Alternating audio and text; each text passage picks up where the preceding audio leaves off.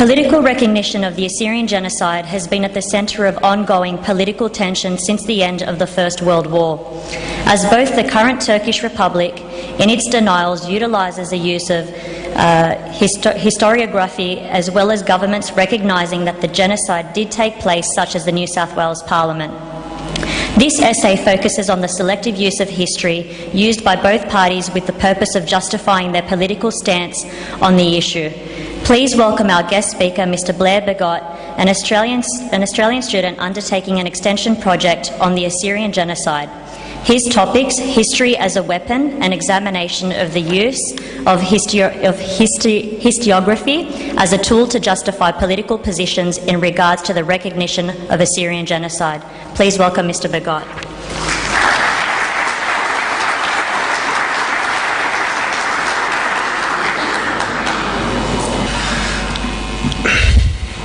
Ladies and gentlemen, I feel privileged to join you this evening.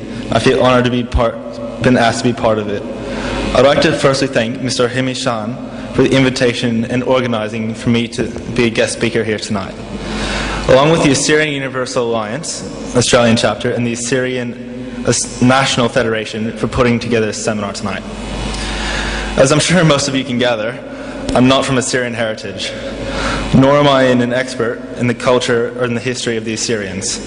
I don't have a PhD in genocide, and I'm not a World War I historian, nor am I a political analyst. No, I'm none of these things. I'm currently a Year 12 student at St. Ignatius College on the Lower North Shore in my last 55 days of high school remaining. But hey, it's not like anyone's counting anyway. As part of my history extension course that I take at school, we study historiography as how history is written, which is taught by Dr. Diamandis, my teacher. And we were given an assessment as for my major work, which was to research a task in any area of our choosing, as long as there were elements of changing historical interpretations over time.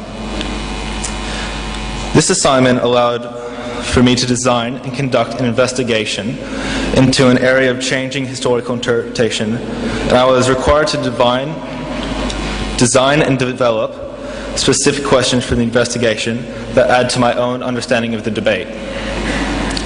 And I needed to research how the writers of the opposing sides of history wrote their history, what sources they used, who they were writing for, even the context and personal preferences of those writing history, and how it would affect their product in the end. When I was first given the assignment back in last October, I really didn't have any real idea what I wanted to write about, or what I wanted to do. As I had the freedom to research anything I wanted, I started looking at a range of different topics, such as the rise of the American Navy in the 1800s, the reasons behind the collapse of Yugoslavia, even how possible it was about the city of Atlantis existing. Though soon enough into peace, after a bit of consultation and guidance from Dr. Diamandis, I settled on the topic of assessing whether the young Turk regime was responsible for committing genocide against the Assyrian people in the First World War. Now, honestly, I didn't know much about the topic in the beginning. Even the first time I was actually properly exposed to this area of debate, the area, was during Year 11 Ancient History class with Dr. Diamandis, when instead of learning about the aqueduct systems of ancient Rome, he would tell us about the plights of the Assyrians, Armenians, and the Greeks during the First World War, and the ongoing denialist efforts of the Turkish Republic. As I began my research, I immediately came across the massive conflicting stances around the recognition of the genocide, primarily between Turkey and the rest of the world, reading through the conflicting arguments about whether or not Turkey was responsible for committing these actions. I started to realize that this debate was not the one that remained in the past. This issue was one of the present. I think that's what really got me interested in studying this genocide, because this wasn't just some footnote in history that had just gone in the past. This was much more of a real-world dimension to it, as the repercussions of the genocide have been felt by the Assyrian peoples continuously for the past century. As part of my research into the Assyrian genocide, something I wanted to do was create a way of how I could actually physically see how the historians had constructed their works while writing their arguments around the debates. So what I did was I wrote up a pre-list of 5 pretty in-depth questions that all centered around the historian's opinion of whether the actions of the Turkish government constituted genocide, and if they thought current Turkish Republic had any alternative motives for their ongoing denial. Though most importantly, the questions focused on how they came to their conclusions. What sources did they intentionally use or not use when they were constructing their accounts of the history? As to showcase the written debate surrounding the genocide, I settled on incorporating 5 historians into my project, whom I all emailed my short questionnaires to, synthesizing their personal responses into my essay. 3 historians who openly write in recognition of the genocide: Dr. Rocho Doneff, Dr. Panagiotis Diamandis, and Professor Hannibal Travis. To showcase the opposing approach of the genocide, I selected to examine the works of Professor Justin McCarthy of the University of Louisville and Professor Bülent Özdemir of Baggott University in Turkey, who both openly refused to recognize the plight of the Assyrians as genocide. The most valuable insight that I gained from the responses was not just their direct answers.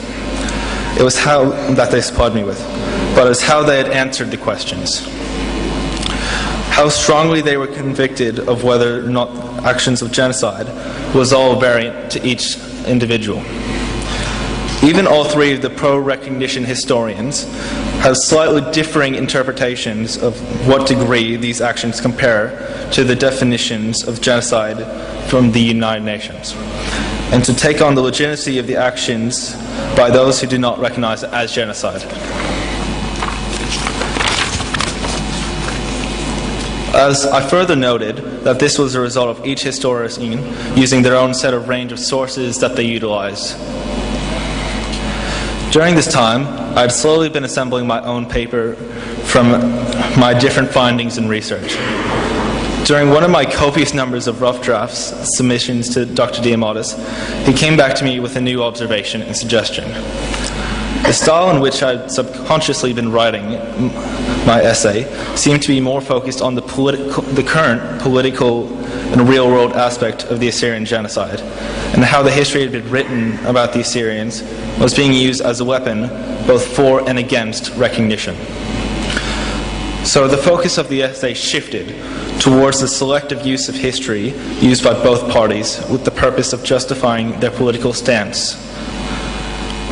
Historiography is used by both advocates and opponents to persuade foreign governments and legislators to speak out against or in favor of recognition of the events as genocide. This includes the South Australian and New South Wales Parliaments on the 1st and 8th of May 2013.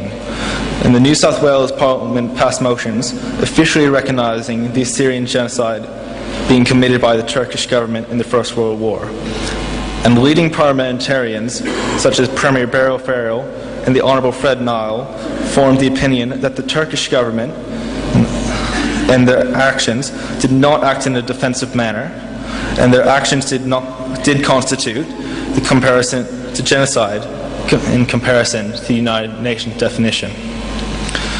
During the course of my research, though, I've come to my own understanding of the uncertainty of how global politics are run, and the interconnection between the actions of the past resulting in consequences of the future. Just as a parting note, I'd like to thank those who have helped me make this paper possible. In regards to Dr. Donoff, Professor Travis, and especially Dr. Diamandis for his guidance and support in this project. Because without the consultation and insight from Doc, generously shared with me, I simply know this entire paper wouldn't have turned out nearly as well without his help and guiding hand. Thank you.